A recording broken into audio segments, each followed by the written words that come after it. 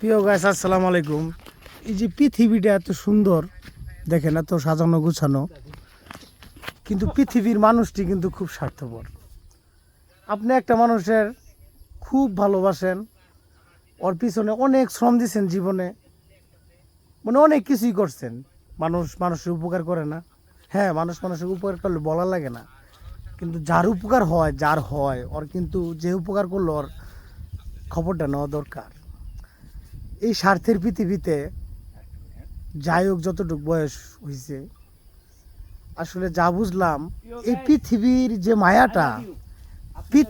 মায়াটা এটা আসলে বিরাটই বড় মায়া।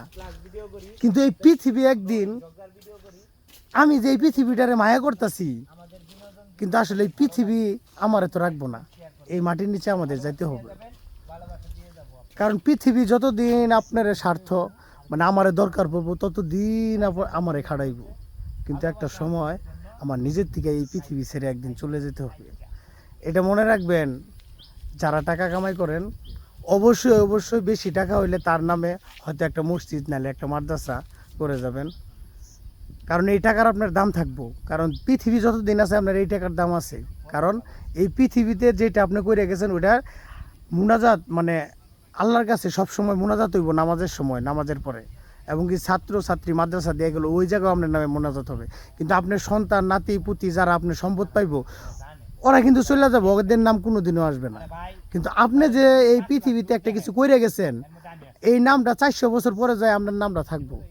400 বছর থাকলে 400 বছরে কিয়ামতের আগ পর্যন্ত আপনার দোয়া থাকবে, ঠিক আছে? অথচ আপনার কোটি কোটি টাকা সম্পদ রেখে যেতেছেন, এই সম্পদ ভাগ হয়ে যেতেছে, বেচ চালাইতেছে, আপনার অস্তিত্বই থাকবো না একটা সময়। এই যে আমরা যেরকম দাদার আগের আগের যে দাদার বড় বাপ, আমরা ওরাই চিনি না, দাদার এই তো বেশি ভুলে গেছি গিয়া। দাদার আগের যে বাপটা, এটা কেউ চিনে না, কবরস্থানে গেলে কেউ খবর নেয় না। ভাই, আপনারা যারা টাকার মালিক হবেন, আপনারা এই পৃথিবীতে অনেক টাকা কামাই করবেন, গরিব দুঃখী মানুষকে দিবেন, নিজে চলবেন, নিজের সন্তানের লেগে রাখবেন, কিন্তু বেশি হইলে কিছু সংখ্যক হইলেও একটা মসজিদ মাদ্রাসা আপনার নামে কইরা যান। যদি মসজিদ কইরা যান, তাহলে প্রতি নামাজের সময় আপনার নামে প্রতি শুক্রবারই দোয়া হইব এবং প্রতি ওয়াক্তে দোয়া হইব। আর যদি আপনি একটা মাদ্রাসা কইরা যান, ওই মাদ্রাসার ভিতরে যত মিলাদ নামাজ যা কিছু হইব সব আপনার নামে হইব। এটা খালি আজকে না, তো আজ থেকে 400 বছর পরেও আপনার নামেই হইতেছে। আপনার নাতিপুতিরাও, আপনার ছেলেরাও এই যে নামগন্ধ থাকবো না, কিন্তু ওই মসজিদ যে আপনার নামে করে দিয়ে গেছেন, এটা সারা জীবন থাকবো।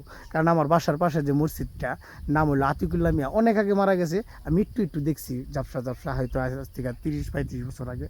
কিন্তু ঘটনা হয়েছে, আমরা যে নামাজ পড়ি সবসময় দেখি যে ওই লোকের নামেই দোয়া হয়, তার কবরস্থানের সাথেই।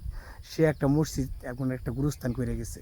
কিন্তু হ্যার পোলাভান মারা গেছে, হ্যাঁ নাতিনাত করে দু একজন গেছে গা, কিন্তু গঠন হয়েছে হ্যার যে বাপও গেছে গা। এই হ্যাঁ কি হ্যার বাপ কিন্তু হ্যার সম্পদ রেখে গেছে, কিন্তু হ্যার কিন্তু কয় নাই। অথচ যে আতিকুল্লাহ মিয়া তার কবরস্থানটা দিয়ে গেছে, মসজিদটা দিয়ে গেছে, তার কথা হ্যাঁ প্রতি ওয়াক্তে মানুষ কয়। তো ভালো থাকবেন, আসসালামু আলাইকুম।